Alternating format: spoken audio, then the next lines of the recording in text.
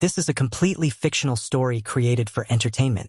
At exactly 9:47 p.m. on a warm Saturday night in September, inside the fictional Liberty Stadium in Los Angeles, Bruno Mars was halfway through a sold-out concert when he suddenly stopped singing.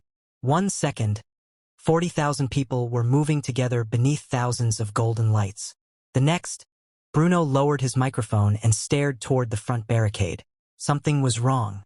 A woman had collapsed. A teenage girl was kneeling beside her, screaming for help. Security rushed forward. The band slowly stopped playing. Bruno looked toward his stage manager.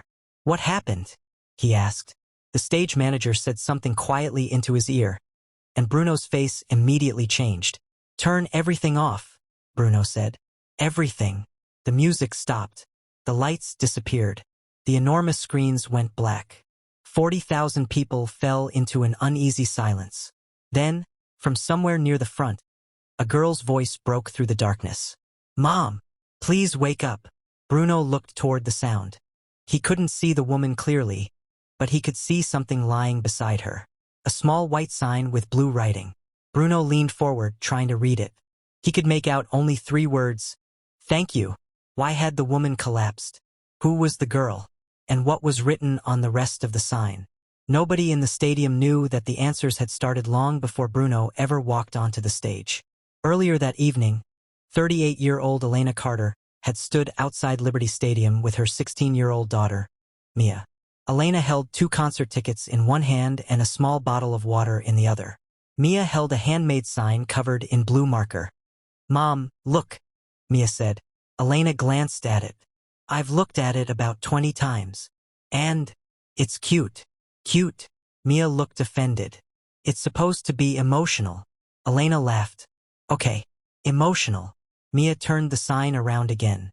The words were simple. "Thank you for giving MOM something to smile about." Elena's smile faded slightly. "You didn't have to make that." "I wanted to." "Why?" Mia looked directly at her. "Because you've been pretending you're okay." Elena looked away toward the stadium. "I'm okay. Mom, I'm okay."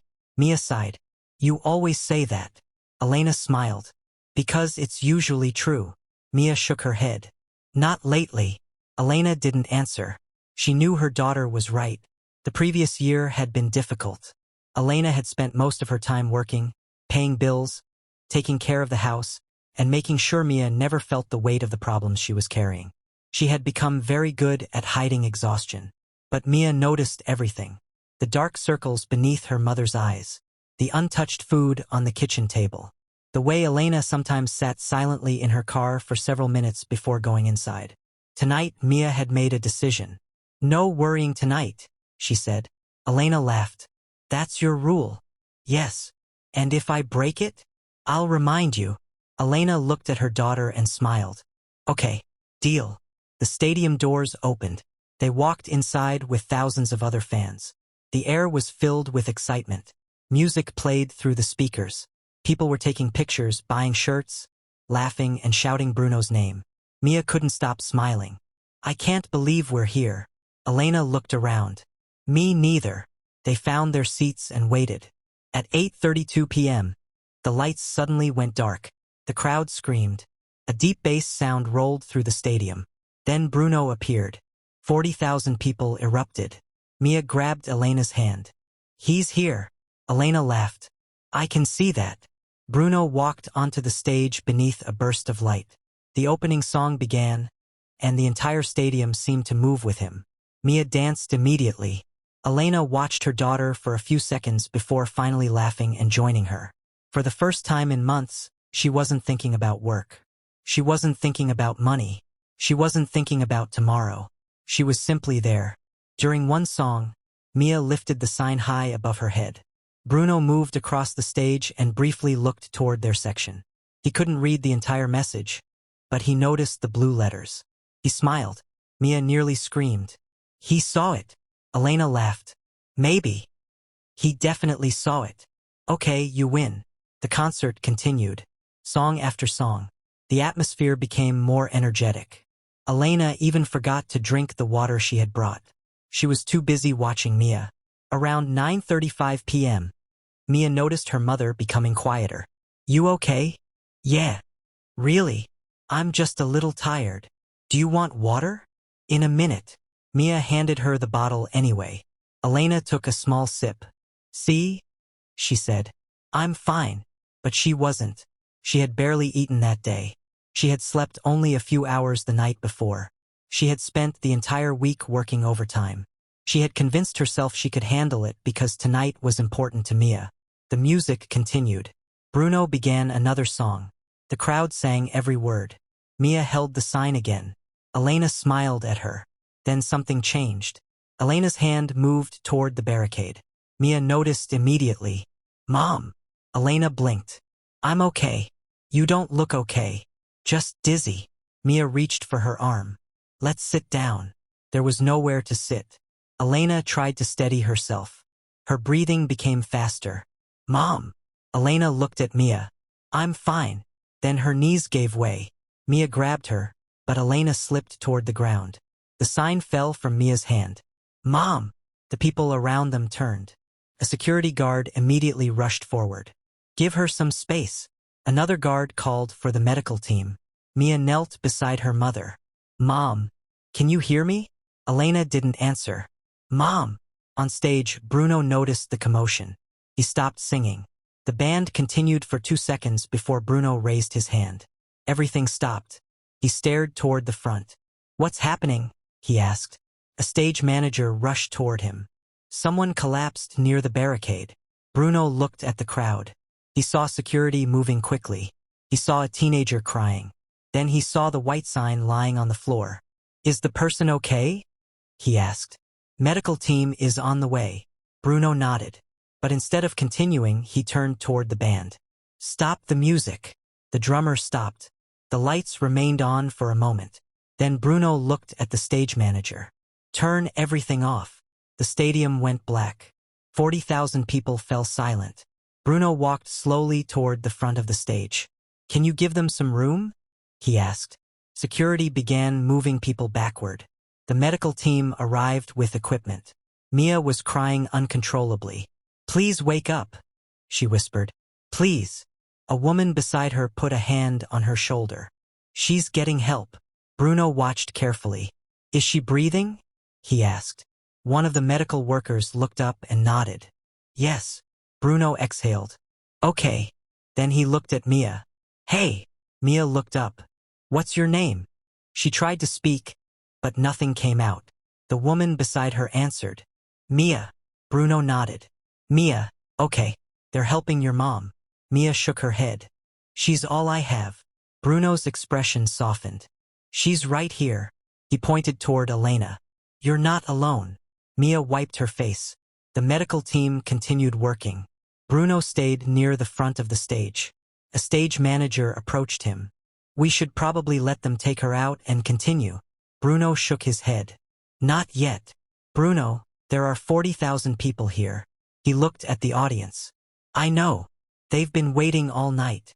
Bruno looked back toward Mia. So have they. The stage manager understood. He stepped away. The stadium remained silent. Nobody complained. Nobody shouted.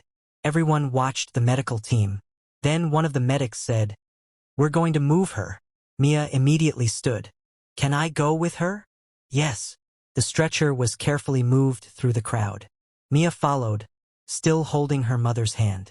Bruno watched them disappear into the tunnel. Just before they vanished, Mia looked back. Her eyes met Bruno's. He nodded gently. She nodded back. Then she was gone. Bruno stood alone on the dark stage. 40,000 people were waiting. He slowly lifted the microphone. We're going to give them some time, he said. And we're going to stay right here. The audience applauded softly. Bruno sat down on a stool. The lights remained dim. Sometimes, he said, you walk into a night thinking you know exactly what's going to happen. He paused. Then life reminds you that you don't. A guitarist quietly began playing. Bruno started singing a slower song. There were no dancers, no fireworks, no giant screens, just Bruno and his guitar. The audience listened. Some people cried. Others held hands. A security guard near the barricade looked toward the tunnel where Elena and Mia had disappeared. He quietly wiped his eyes. The song ended. Bruno looked toward the side of the stage. The next morning, the fictional city of Los Angeles felt strangely quiet to Elena Carter, even though the hospital room around her was filled with the ordinary sounds of another busy day. At 8:14 a.m., sunlight slipped through the half-closed blinds and landed across the white blanket covering her legs. Elena opened her eyes slowly, unsure for a moment where she was. Then she saw Mia asleep in the chair beside the bed, still wearing the same hoodie from the concert. Elena remembered everything at once. The stadium, the music, the dizziness, her daughter's terrified voice, then the darkness. She looked at Mia and whispered, "I'm sorry." Mia woke almost immediately. "Mom." Elena smiled. "Hey." Mia sat up. "How are you feeling?" "Better." "Really? Really?" Mia leaned closer. "You scared me." Elena looked down. "I know. I thought." Mia stopped. Elena reached for her hand. "Don't finish that sentence." Mia nodded, fighting tears. "Okay." For a few seconds, neither spoke. Then Elena looked toward the small table beside her bed. Sitting there was the white sign Mia had made. The edges were bent, and there was a faint footprint across one corner. Elena picked it up. "You kept it." "Of course." "Why?" Mia shrugged. "Because he saw it." Elena smiled. "You were right. I told you." Mia looked toward the door. "And there's something else." "What?" "Someone from Bruno's team came by this morning." Elena's eyebrows lifted. "What did they want?" Mia reached into her backpack and pulled out a small envelope. "This." Elena opened it carefully. Inside were 2 concert tickets and a handwritten note. She read it twice. The note said, "Glad you're okay. Take care of each other. And Mia, I still owe you a song." "Bruno." Elena stared at the handwriting. "He didn't have to do this." "I know." Mia smiled. "But he did." Elena placed the note on the table. "I can't believe he stopped the whole concert." Mia laughed. "You keep saying that. Because it's crazy." "Mom." "You collapsed in front of 40,000 people." Elena covered her face. "Please don't remind me." Mia laughed again. It was the first real laugh they had shared since the ambulance ride. Then the hospital door opened. A doctor entered with a clipboard. He explained that Elena's tests showed severe dehydration and exhaustion, along with dangerously low blood pressure when she collapsed. There was no immediate sign of a major emergency, but she needed rest, better nutrition, and a follow-up appointment. Elena listened quietly. Mia crossed her arms. "You're taking a break from work." Elena looked at her. "Excuse me?" "You heard the doctor. I have bills. And you have a daughter." Elena sighed. "I know." The doctor smiled. "She's making a reasonable point." Elena looked at both of them. "Great. Everybody's against me." They laughed. But beneath the humor was something Elena couldn't ignore. She had spent so long trying to protect Mia from every problem that she had forgotten she was allowed to admit when she was struggling. She had convinced herself that exhaustion was simply part of being a mother. Now, lying in a hospital bed because her body had finally forced her to stop, she realized that maybe "I'm fine" had become less of an answer and more of a habit. Around noon, Elena's phone began filling with messages. Friends had seen videos from the concert. News websites had posted clips showing Bruno stopping the music. Elena didn't want to watch them, but Mia did. "Look," Mia said, turning her phone around. The video showed Bruno standing beneath the dark stage lights, asking whether Elena was breathing. Another clip showed the audience standing quietly while the medical team helped her. Another showed Bruno announcing that she was awake. Elena shook her head. "I don't want to see myself." Mia smiled. "You're not in most of them." "Good." Then Mia paused the video. "Look at this." On the screen was a close-up of the white sign. "Thank you for giving MOM something to smile about." Elena stared at it. "That's embarrassing." "No, it's not. It's personal." "Maybe." Mia lowered the phone. "But it made people care." Elena looked out the window. "I didn't want people to care. I just wanted you to have a good night." Mia's voice softened. "You gave me a good night." Elena looked back. "How?" "Because you were happy." Elena smiled sadly. "For a while." "That's enough." Neither of them knew that somewhere across Los Angeles, Bruno Mars was looking at that same sign. Around 2 p.m., Bruno was inside a private rehearsal space with his fictional tour manager, Marcus. The room was filled with instruments, cables, water bottles, and half-finished notes from the previous night's performance. Bruno sat quietly on a small couch, holding the white sign in both hands. Marcus walked in carrying a photograph. "I found something." Bruno looked up. "What?" Marcus placed the photograph on the table. It was old, slightly faded, and clearly taken inside a tiny music venue. There were only a few tables in the room. A young Bruno stood near the stage, holding a microphone. Beside the bar was a younger woman. Bruno stared at her face. His eyes narrowed. "Wait." Marcus nodded. "You recognize her?" Bruno picked up the photograph. "I think I do." He looked closer. "Where was this?" Marcus told him the name of the venue, the Harbor Room. Bruno sat back.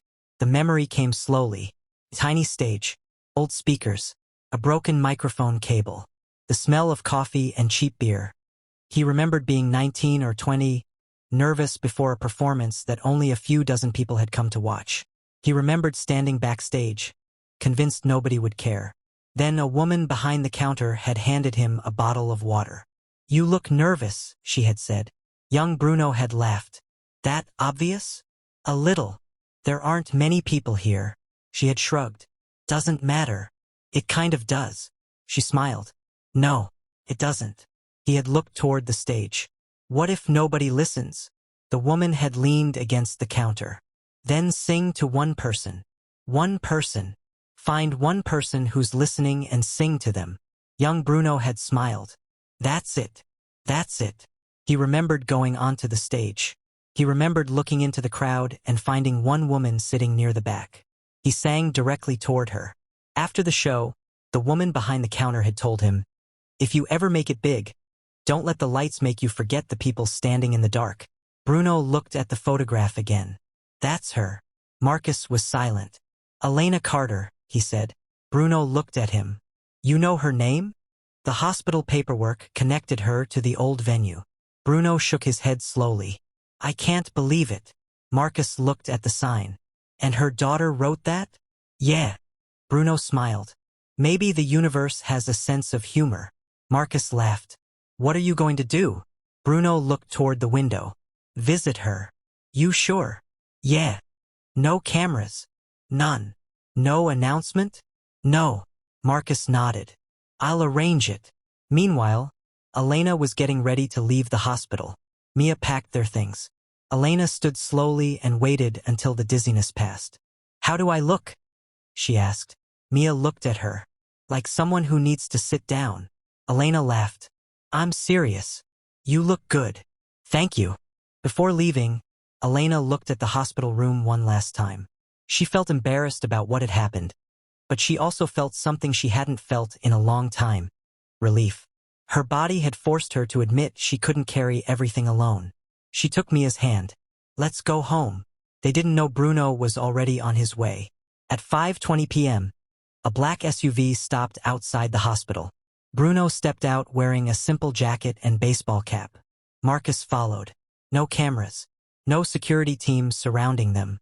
Bruno entered through a private entrance and walked quietly toward Elena's room. When the door opened, Mia was the first to look up. Her eyes widened. "Bruno?" Elena turned. For several seconds, nobody spoke. Bruno smiled. "Hey!" Mia stood immediately. "You came. I wanted to see how your mom was doing." Elena looked embarrassed. "I'm okay." Bruno nodded. "Good." He walked closer. "Really?" Elena smiled. "Really?" Bruno sat in the chair near the window. "I was worried." Elena looked down. "I'm sorry." Bruno immediately shook his head. "Please stop apologizing." "But I stopped your show." "You didn't." Elena looked confused. Bruno smiled. "The show was supposed to be for people. You were one of the people." Elena looked at him for a moment. "You really haven't changed." Bruno laughed softly. "I think I have." "No." Elena shook her head. "You're still the same nervous kid who used to stand backstage at the Harbor Room." Bruno's smile disappeared for a second. "You remember me?" "Of course." "I wasn't sure." "You were hard to forget." Mia looked between them. "Wait, you two knew each other?" Elena smiled. A long time ago. Bruno looked at Mia. Your mom helped me when The final song ended, but nobody in Liberty Stadium moved. 40,000 people remained standing beneath the soft golden lights, looking toward Bruno Mars, Elena, and Mia as if they were afraid that moving would somehow break the moment. Bruno lowered his microphone and looked at Elena. You okay? He whispered. Elena nodded, tears still running down her cheeks. Yeah. Mia wrapped her arms around her mother. The crowd applauded again, softer this time, almost like a thank you. Then, from somewhere near the middle of the stadium, a man slowly stood up holding an old photograph. Bruno noticed him on the giant screen. Who is that? He asked. A security guard spoke into his radio. Moments later, the man was escorted toward the front. He was an elderly man named Richard, a former owner of the fictional harbor room. Elena saw him and immediately froze. Richard. Bruno looked at her. You know him? Elena nodded slowly. Richard reached the stage and held out the photograph. I think you should see this. Bruno took it. It showed the inside of the harbor room many years earlier. In the center stood a young Bruno, nervous and smiling. Beside him stood Elena. But there was someone else in the picture, a little girl sitting near the stage watching Bruno perform. Bruno stared at the photograph. Who's she? Elena looked down. Her face changed. That's Mia. The stadium went silent. Mia looked confused. Me? Elena nodded. You were there that night. Mia's eyes widened. I don't remember. Elena took a breath. You were only 4. Bruno looked at Elena. Wait. You brought her? Elena smiled through tears. I couldn't afford a babysitter. Bruno stared at the photograph again. Suddenly, another memory returned.